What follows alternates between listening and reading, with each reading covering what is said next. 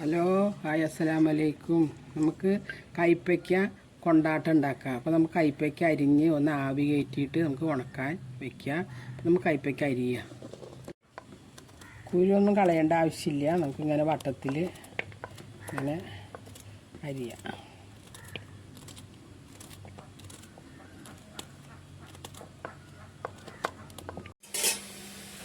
അപ്പോൾ നമ്മൾ കൈപ്പയ്ക്ക അരിഞ്ഞു. ഇനി നമുക്കിത് ഒന്ന് ആവി കയറ്റണം.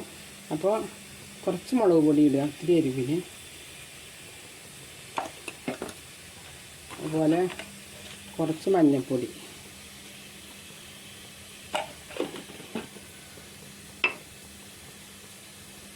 ഉപ്പ്, പാകത്തിന് ഉപ്പ്. ഇനി ഒരിത്തിരി വെള്ളം ഒഴിച്ച് കൊടുക്കുക. ഒന്ന്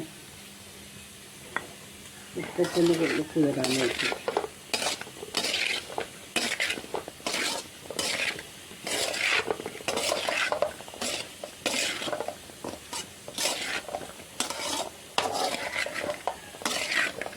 ഇതൊന്ന് ആവി കയറ്റി വെക്കുക. വേവിക്കൊന്നും വേണ്ട, കുഴഞ്ഞ് പോകുന്ന ചൂടാക്കിയിട്ട് നമുക്ക് വെയിലത്ത് ഉണക്കാൻ വെക്കാം.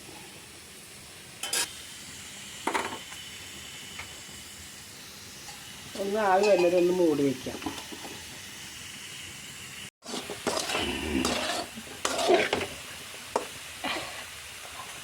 അപ്പം നമുക്ക് കൈപ്പയ്ക്ക ആവി കയറി നമ്മൾ ഒഴിച്ച വെള്ളമൊക്കെ വറ്റി നമുക്കിത് വെയിലത്ത് വയ്ക്കാം.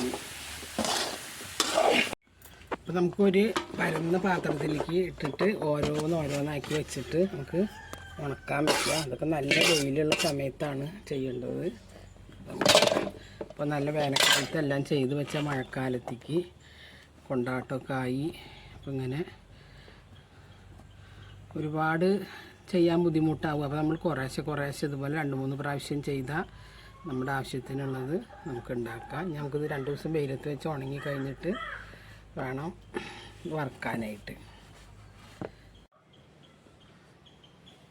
അപ്പോൾ നമ്മളിത് ഓരോന്നാക്കി വെച്ചിട്ടുണ്ട്. നമുക്കിനി ഇത് വെയിലത്ത് കൊണ്ട് വയ്ക്കാം. അര കിലോ കൈപ്പയ്ക്കാണ്. അപ്പോൾ നമുക്കിത് ഉണക്കാൻ വയ്ക്കാം. ഇനി അപ്പോൾ നമ്മുടെ കൈപ്പയ്ക്ക വറ്റിൽ നന്നായി ഉണങ്ങിയിട്ടുണ്ട്. നമുക്ക് കുറച്ചിത് വറുക്കാം. അപ്പോൾ എണ്ണ നന്നായി തിളച്ചിട്ടുണ്ട്. നമുക്ക് കുറച്ച് ഇതിൽ നിന്ന് വറുക്കാം.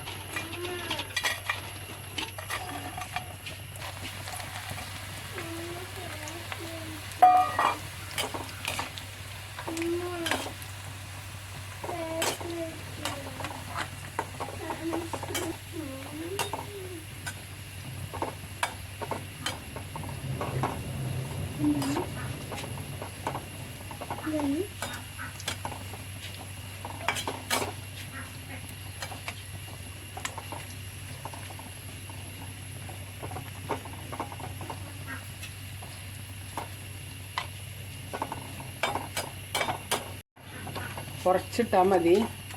നന്നായും പൊരിഞ്ഞ് നല്ല കൂടുതലുണ്ടാവും. നമ്മൾ ഉണങ്ങി കഴിയുമ്പോൾ ചുങ്ങുമല്ലോ, വറക്കുമ്പോൾ നമ്മൾ ആദ്യം വെച്ച പോലെ ഉണ്ടാവും.